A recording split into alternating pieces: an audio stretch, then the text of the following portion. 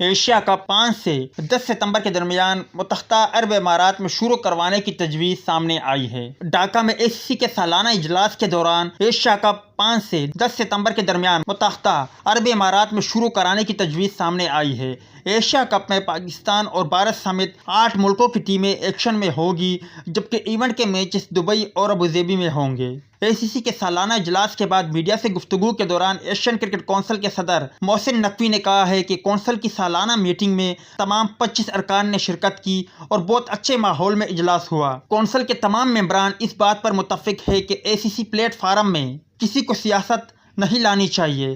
انہوں نے کہا کہ ہمیں صرف کرکٹ کے فروغ کے لیے کام کرنا چاہیے۔ ایشیا کپ کا شیڈول بھارت نے بھیجنا ہے، اس کا انتظار ہے، اس کے بعد ہی ایونٹ کا اعلان کیا جائے گا۔ دوسری جانب محسن نقوی نے ایشیا کپ سے پہلے UAE میں پاکستان، افغانستان اور متحدہ عرب امارات کے درمیان 3 ملکی کرکٹ سیریز کی بھی تصدیق کر دی ہے۔